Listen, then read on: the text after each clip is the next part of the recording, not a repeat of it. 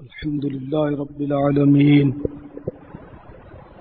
والصلاة والسلام على سيد المرسلين أما بعد فأعوذ بالله من الشيطان الرجيم بسم الله الرحمن الرحيم الصلاة والسلام عليك يا رسول الله وعلى آلك وأصحابك يا حبيب الله الصلاة والسلام عليك يا نبي الله وعلى آلك وأصحابك يا نور الله 1430 سن ہجری کے ماہ رمضان مبارک کہ 19ویں روزے کی نماز ظہر ادا کرنے کے بعد تبلیغ قرآن و سنت کی عالمگیر غیر سیاسی تحریک دعوت اسلامی کے عالمی مدنی مرکز فیضان مدینہ میں معتکفین اور عاشقان رسول جمع ہے۔ مدنی مذاکرے کا سلسلہ ہے، آپ سوالات کیجئے، ہر سوال کا جواب وہ بھی ثواب دے پاؤں یہ ضروری نہیں، بن پڑا عرض کرنے کی صحیح کروں گا، بھول کرتا پائیں فوراً میری اصلاح فرمائیں۔ مجھے آئیں بائیں شائیں کرتا ہوں،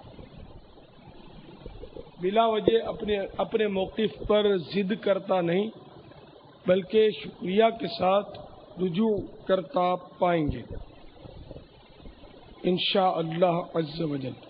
صلو علی الحبیب صلی اللہ تعالی علی محمد توبوا الی اللہ استغفر اللہ صلو علی الحبیب صلی اللہ تعالی علی محمد۔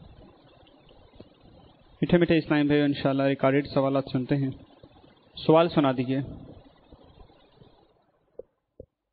السلام علیکم ورحمۃ اللہ وبرکاتہ۔ میرا نام حسن علی افطاری، میں باب المدینہ کراچی آگرہ تاج سے بات کر رہا ہوں۔ اللہ تعالیٰ مدنی چینل کو آباد رکھے جو مسلمانوں کی اصلاح کر رہا ہے۔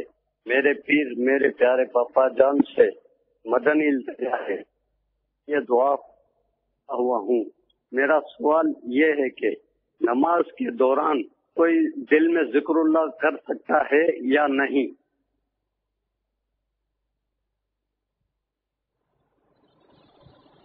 نماز پورے کا پورا ذکر ہے، اور ذکر کی بہت اعلیٰ قسم ہے، ذکر بالجوارح ہے، لیکن نماز میں ذکر بالجوارح شامل ہے، یعنی اعضاء کا ذکر۔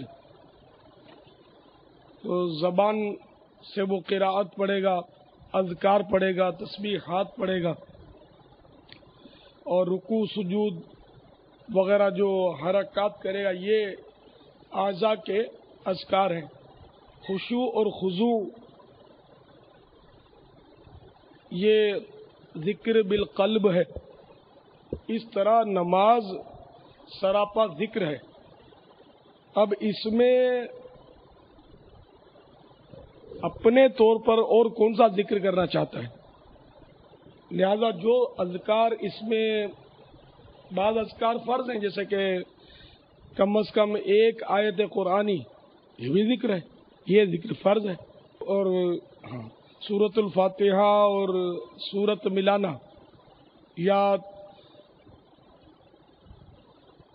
3 آیتوں جتنی، چھوٹی میں چھوٹی 3 آیتوں جتنی یا 30 حروف جتنی قراءت، یہ واجب ہے،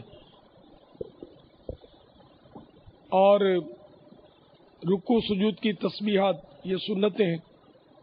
اس کے علاوہ تکبیرات انتقالات وغیرہ اور تکبیر تحریمات و فرض تھی، التحیات پوری پڑھنا یہ واجب ہے۔ تو اس طرح اس میں تو اذکار موجود ہیں، الگ سے اذکار کی اجازت نہیں ہے، اب مثال کے طور پر اگر قیام کے علاوہ کہیں یہ فرض والا ذکر ہی قرآن پاک ہی پڑھ لیا بھول سے، سجدے سب واجب ہو جائے گا. لہذا صرف نماز میں جو اذکار سنت ہیں یا فرض ہیں یا واجب ہیں وہی اذکار کیے جائیں. واللہ تعالی اعلم ورسولہ اعلم عز وجل وصلی اللہ تعالی علیہ وآلہ وسلم. صلو علی الحبیب صلی اللہ تعالی علی محمد. توبوا الی اللہ استغفر اللہ. صلو علی الحبیب صلی اللہ تعالی علی محمد. سوال سنا دیں. محمد سرور اتاری کراچی سے. سوال میرا یہ ہے واپس سے کہ جو اعتکاف کے فارم آتے ہیں تو اس میں 20 سال کی عمر تقریباً مانگتے ہیں نا، تو اگر کوئی غلطی یعنی جان بوجھ کر اس کی عمر کم ہو اور وہ زیادہ لکھ دے، 20 سال لکھ دے، 18 سال کا ہو، تو اس کو ثواب ملے گا یا گناہ ملے گا؟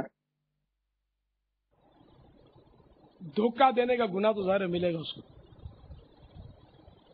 یہ تو عام ہے ہمارے یہاں اسکول وغیرہ میں بھی داخلے کے لیے عمر کی ایک قید ہوتی ہے تو وہ عمر زیادہ لکھواتے ہیں.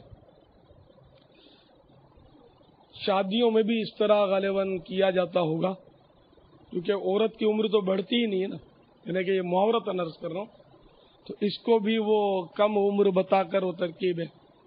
دولہا کی بھی شاید عمر چھپاتے ہوں.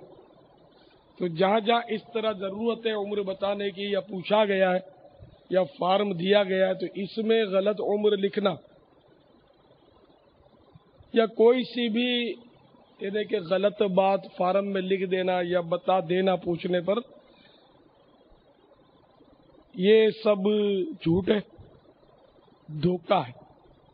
اس سے توبہ کرنی چاہیے،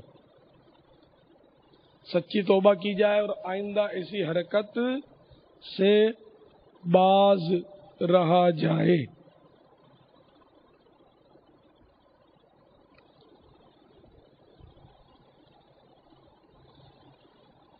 واللہ تعالی اعلم ورسولہ اعلم عز وجل وصلی اللہ تعالی علیہ وآلہ وسلم. چل رہا یہ کہ اعتکاف کا ثواب ملے گا یا نہیں، تو وہ تو ظاہر ہے کہ اللہ کے لیے آدمی اعتکاف کرتا ہے اور اعتکاف کے لیے عمر کی قید نہیں ہے. یعنی ایسا سمجھدار بچہ جو اعتکاف کو سمجھتا ہے، نماز روزے کو سمجھتا ہے، اعتکاف تو وہ بھی اگر کر لے تو اس کو بھی ناجائز نہیں کہا جائے گا، اور اگر بالغ ہے تو ظاہر ہے کہ اس کو بھی ناجائز نہیں کہا جائے گا. 18 سال کا تو اسلامی طور پر تو بالغ ہو گیا، قانونی طور پر بھی ہمارے یہاں بالغ ہو جاتا ہے. تو یہ قانون ہے دنیا کا. اصل میں بالغ تو 12 اور 15 سال کے درمیان لڑکا بالغ ہوتا ہے. یہ اسلامی سن ہے، انگریزی سن میں فرق ہوتا ہے دن میں. تو ہجری سن کے اعتبار سے 12 اور 15 کے درمیان لڑکا بالغ ہوتا ہے، جبکہ لڑکی 9 اور 15 کے درمیان بالغ ہوتی ہے.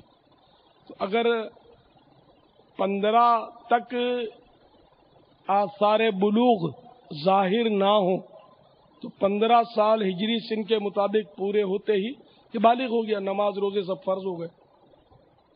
تو اب اگر یہ اعتکاف کرتا ہے تو ثواب کا حقدار تو ہے، نابالغ بھی اعتکاف کرے گا ثواب کا حقدار ہے، جبکہ وہ سمجھتا ہے اور مسجد میں بدنظمی نہیں ہوتی اس کی وجہ سے. تو اگر کوئی لاتا ہے تو ثواب تو انشاءاللہ پائے گا، اس لیے کہ وہ نابالغ کی نیکی مقبول ہے. مگر ہم دعوت اسلامی کے یہاں سلسلہ جو ہے نا وہ اس طرح عمر کی قید رکھی ہے کہ جو کم عمر ہوتے ہیں تو وہ کم سنجیدہ ہوتے ہیں اور بھی ان کے مسائل ہوتے ہیں بعض، تو جس کی وجہ سے بدنظمیاں زیادہ ہوتی ہیں. اب یہاں رش بہت ہوتا ہے اس لیے 20 سال سے کم والوں کو اجازت نہیں دیتے. جیسے مدنی قافلے میں بھی اسی طرح عمر کی ہم لوگوں نے قید رکھی ہے کہ پھر چھوٹے ہوتے ہیں ان کے مسائل کافی ہوتے ہیں. تو آپ اگر اعتکاف کرنا ہی چاہتے ہیں تو اپنے محلے کی کسی مسجد میں کر لیجئے کہ جہاں مطلب یہ کہ اس طرح کے مسائل نہ ہو فارم بھرنے کے، تو انشاءاللہ ثواب ملے گا. اور جھوٹ جو بولے اس سے توبہ کر لیجئے. और जिन जिन को पता चला है कि आपने